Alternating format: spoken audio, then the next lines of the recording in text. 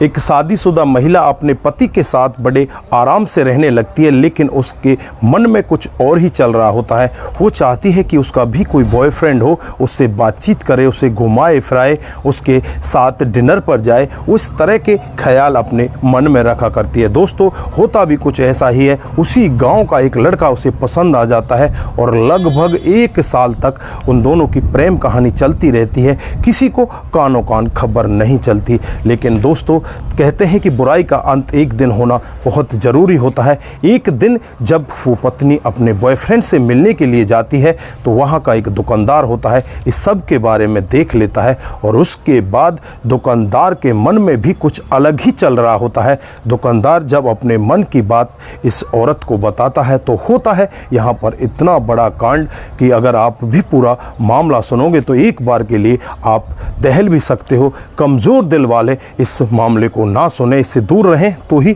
बेहतर होगा। दोस्तों, जानते हैं पूरा मामला क्या था। आगे बढ़ने से पहले हमारी वही रिक्वेस्ट की, जो हमारे चैनल के साथ नए हैं कृपया करके चैनल को फॉलो कर लीजिए, बेल आइकन को ज़रूर प्रेस करिए। नमस्कार, जय हिंद। आप देख रहे हैं APH न्यूज़ राहुल रावत के साथ। तो दोस्तों, आज की जो हकीकत की घटना आपको बताने जा रहा हूँ, उत्तर प्रदेश में एक ज़िला पड़ता है आगरा और इसी का एक गाँव की ये हकीकत की कहानी है। इस गांव में एक लड़की जिसका नाम नेहा होता है, उम्र 28 साल होती है, जिसकी 3 साल पहले शादी हो जाती है। जिस लड़के से शादी होती है वो भी सीधा साधा होता है, अपनी पत्नी पर बहुत ज़्यादा विश्वास करता है। लेकिन नेहा यहाँ पर बहुत ही ज़्यादा चंचल टाइप की होती है। वो चाहती है कि मुझे भी कोई बॉयफ्रेंड मिले, मेरे साथ भी कोई प्यार भरी बातें करे, जिससे मैं उसके साथ भी अपने जीवन को आगे काट सकूं। दोस्तों, होता भी कुछ ऐसा ही है। उसी गांव का रहने वाला एक आमीन नाम का लड़का, जिसकी उम्र 25 साल होती है, वो उसके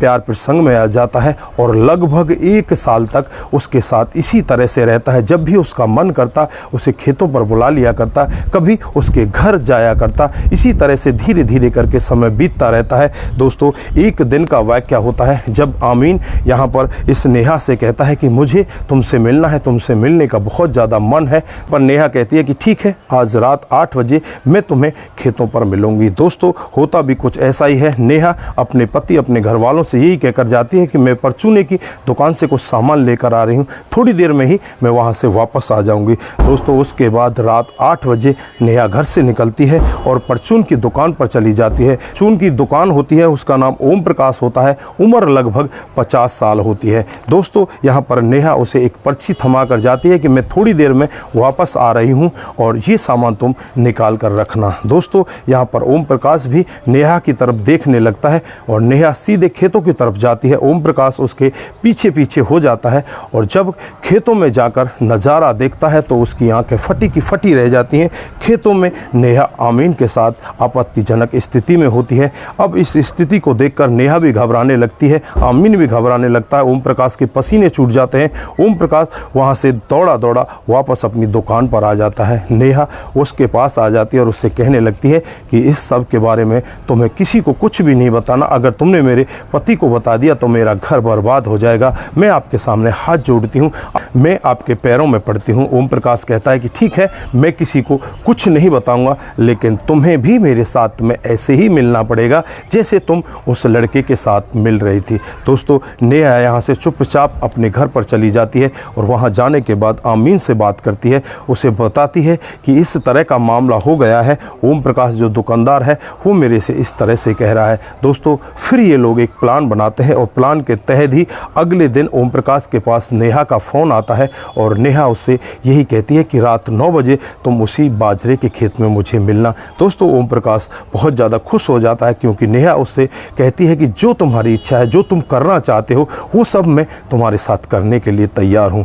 ओम प्रकाश किसी को कुछ नहीं बताता और 9 बजे वो वहाँ पर उस खेत में पहुँच जाता है। दोस्तों, जब सामने खेत में सलमान को देखता है जिसकी उम्र 22 साल होती है, आमीन को देखता है, नेहा को देखता है, तो उसकी नज़रें एकदम से घबराने लगती हैं। वो एकदम से भागने का यत्न करता है, लेकिन सलमान और आमीन उसे भागकर पकड़ लेते हैं और वहीं पर उनके पास एक बहुत तेज़धार हथियार होता है, उससे उसकी गर्दन को काट दिया जाता है, उसे वहीं पर मौत के घाट उतार दिया जाता है। नेहा ये सब खड़ा होकर देखती रहती है। नेहा वहाँ पर कुछ भी नहीं कहती। दोस्तों, उसके बाद ये सभी लोग अपने अपने घर चले जाते हैं। यही अगला दिन आता है, गांव के लोग खेतों पर जाते हैं। खेतों पर जाकर जो नज़ारा देखते हैं, उस नज़ारे को देखकर वहां पर चीख पुकार मच जाती है। आनन फानन में ही पुलिस को बुलाया जाता है, उस डेड बॉडी को उठाया जाता है। तो पता चलता है कि ये डेड बॉडी गांव के ओम प्रकाश उस दुकानदार की है जो परचूनी की दुकान किया करता है।